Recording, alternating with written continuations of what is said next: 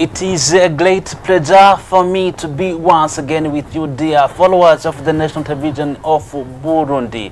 It is time to follow to our English news edition. Without further delaying, these are headlines. Anjine Ndayishimiye, the Burundian First Lady, joined the United Nations Population Fund while celebrating its Golden Jubilee in Burundi this Tuesday. She commended just the efforts conducted by this UN agency with the government of Burundi. The Wilage Foundation is participating in the very first international conference of blind that is taking place in Kinshasa, the capital city of the DRC. These headlines will come now in details on the presentation alongside I, Evariste Niyonkuru. On July 21st, 2025, the Burundian head of state, Evariste Ndayishimiye, signed a decree convening the first parliamentary session for July 28, 2025 at 9 a.m. at Kigobe Congress Palace. The agenda includes the adoption and the rules of procedure of the establishment of the Bureau of the new Burundian National Assembly. As I was saying so far in top stories, the United Nations Population Fund, UNFPA in acronym, has celebrated its Golden Jubilee in Burundi this Tuesday. The colorful ceremonies were graced by the Burundian First Lady, Anjine Ndayishimiye, who commended the partnership between this UN agency and the government of Burundi. Details with this element will be available in our next edition. The Minister of Home Affairs, Martin Niteretse, kept on his tour today aimed at engaging with security forces to assess the security situation in Bujumbura. He met with security bodies from the Western region and reminded them on their primary mission, which is to prevent conflicts. He also emphasized the importance of family combating violence against girls and women. Edisi Orekamkama has details. In Bujumbura province took place a meeting between the Interior Minister with the police corps of the Western region. Minister Martin Niteretse has appreciated the security that prevails in that locality despite some irregularities. As he said, the regional police commander, Minister Martin Niteretse, has asked the police corps to stay still and safeguard peace and security. He also appreciated their great contribution to the last elections. He then reminded them that their main mission is to protect the population and their belongings, and by conducting investigation to prevent any kind of criminality. He emphasized the need of a good collaboration with the administration and citizens who know well their places. Minister Martin Niteretse has warned them from rumors that can ruin their cohesion. And regarding to the fight against fraud, he said that it is a long fight because those who do fraud innovate daily their techniques. He then asked them to double their effort in preventing it, especially at Gatumba, Buganda and the Rugombo sectors. Lastly, he warned them about gender-based violence done against women and girls. He called on them to keep their unity so that the population may keep their faith. This Tuesday, also, the same ministry organized a workshop in collaboration with the University of Glasgow from the United Kingdom, UK. The purpose to explore effective ways to reintegrate returnees into their communities, with a particular focus on areas frequently affected by the natural disasters and floods. Professor Jao Porto from the Glasgow University highlighted that the project will bring in added value to the target citizens. Jackson Irakose was there. This meeting was organized by the Ministry of Home Affairs in collaboration with the University of Glasgow from the United Kingdom. The objective was to discuss the best way to reintegrate returning citizens into their communities, with a particular focus on education in regions frequently affected by the natural disasters and floods. Professor Jao Porto from the university indicated that the waterproofing data project targets population most affected by climate hazards. The project Waterproofing Data is really concerned about engaging citizens who are living in vulnerable areas, hazardous areas, areas which are subject to climate hazards, and also who are in conditions of social vulnerability. And the idea is that they can participate in processes of data generation so that it's more visible what is the situation about risks, but also so that these risks can be addressed.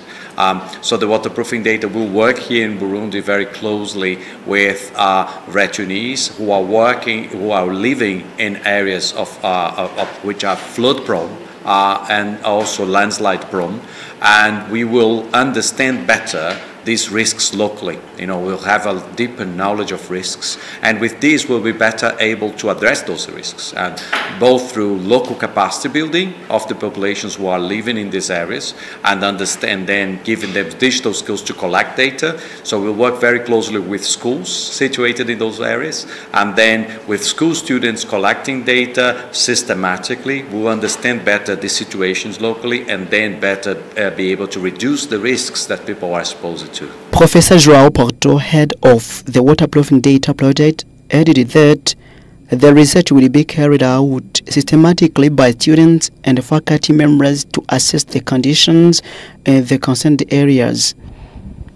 We will work with teachers and students, and they will use a mobile app that we have developed particularly for this purpose, and then they will be measuring rainfall, for example using plastic bottles, but we convert them into a rainfall gauge, an artisanal rainfall gauge, and they will be measuring rainfall, and they will also be measuring the impacts of rainfall. So for example, the flooded areas, but also potentially also landslides and ravines, and then they will map those impacts and the amount of rain and understand better these dynamics between how much rain is triggering which kinds of impacts locally. So this will be done in a pilot. So we are running a pilot here, and this pilot will be done in some schools, and these schools will collect data for a month systematically and document, and then we'll learn from this, and then hopefully be able to contribute towards a vision of a better early warning system that can reach the people who are most affected. It was also announced that the resolutions from the meeting will soon be implemented in the targeted regions, and the outcomes are expected to significantly benefit the affected populations. The added value is twofold. So one is that people learn how to understand better their environment and understand the risks they are exposed to by really collecting systematically the data. And also, like the citizens who are living in these areas will also be able to acquire digital skills by understanding how to collect data and to use data. This data will complement existing data sources and therefore be enabling policies and interventions which really reduce the risks for the populations that they are exposed to, and then in the longer term avoid really the impacts of extreme events like disasters, like catastrophes. It should be noted that this project primarily aims to collect data on the challenges faced by community living in disaster-prone areas by the end of this year, and that since 2017. Among the key accomplishments of the ministry in charge of national solidarity in the area for human rights and gender equality during the 2024-2025 fiscal year is the implementation of a broad-based human rights education program, as well as training sessions for women and girls as training sessions for women and girls on how to develop bankable projects. Minister Imede Sewushimike announced this during the presentation of the Ministry's annual performance report for the previous fiscal year. From Monday, a medical campaign for surgeries and the treatment of various illnesses has been underway at Prince Regashal Hospital. This initiative is being carried out by a team of specialist doctors sent from Benjamin Mkapa Hospital in Tanzania in collaboration with the Burundian specialists from the hospital.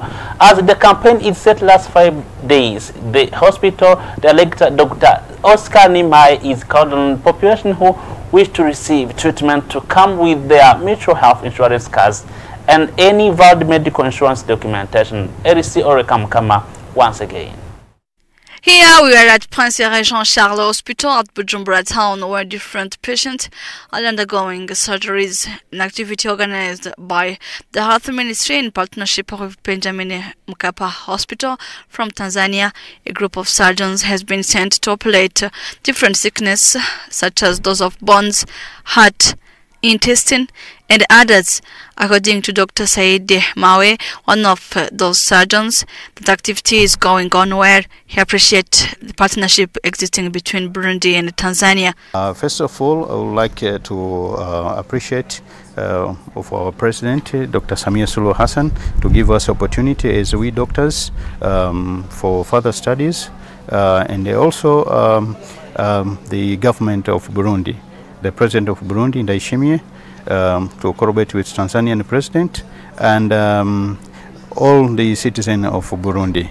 We are here, Benjamin Mkapa Hospital. We doctors, we cooperate well with the doctors from Burundi, and we're actually doing well up to now. We have receiving a lot of patients, and also we have done a lot of surgery for the patients. The Prince Jean Charles director, Oscar Nimaye, has said that he appreciates well that activity and has asked the patient who need treatment to bring with them their insurance card, and that the treatment will be free. Not again that campaign will take end this Friday. There was a saying so far on top story, the capital city Kinshasa and the Democratic Republic of Congo has been hosting since this Monday the very first international conference of the blind in the Central African sub-region, and the theme that contribution and adaptation of the blind to the digital age. It was organized by the Association of the Blind for Development in the DRC ASAD in collaboration with the Uiragie Foundation from Burundi, with support from the African Union of the Blind and the government of the DRC. The Uiragie Foundation is represented at this conference by its legal representative, Sylvain Uiragie. Fabien Yonizigie reports.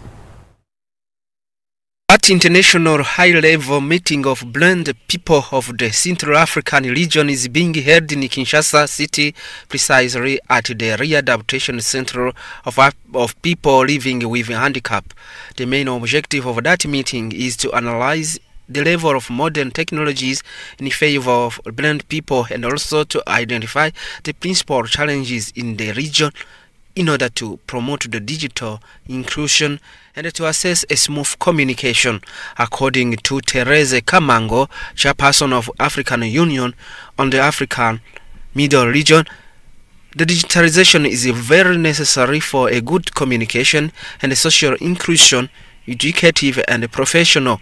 She invited the Democratic Republic of Congo to ratify the Banjul Protocol in Gambia related to rights of people living with handicap, especially blind people. For Madam Irene, representing the minister in charge of people living with handicap, she indicated that DRC will ratify the said protocol. The process is ongoing. She mentioned she invited, however, all delegations participating in that event to be actors of peace. For others, Ndayizeye, member of honor to Uiragie Foundation, said that said foundation has enough experience to help people living with handicap in Burundi. Proposed that the Uiragie Foundation has to export this experience in the region so that other regional organizations may refer to this foundation regarding the achievements already made by this foundation.